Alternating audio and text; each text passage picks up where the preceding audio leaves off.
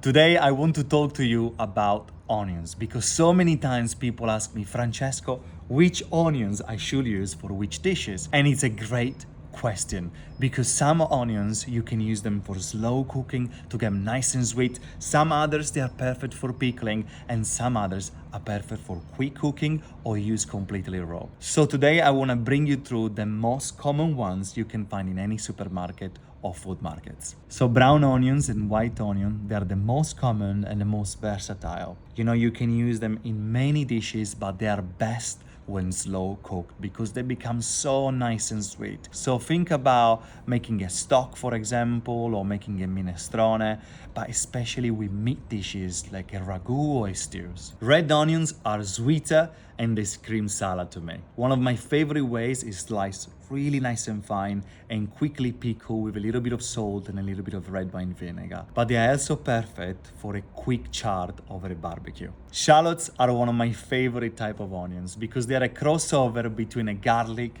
and an onion. You can use them in different type of cooking, but they are best used for quick sauces. Think about your favorite mushroom sauce, a white wine or a red wine sauce.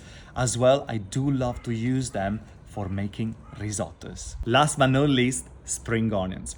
Although we don't really use them in Italian cooking, I love them. You have two ingredients in one. At the bottom part, they taste more like a strong onion flavor, and the top part is more like a chive. They give color, crunch and freshness. They are perfect use raw in salad, but I love to use them as well for a frittata along with other leafy greens. And now you know which onions you should use for which dishes.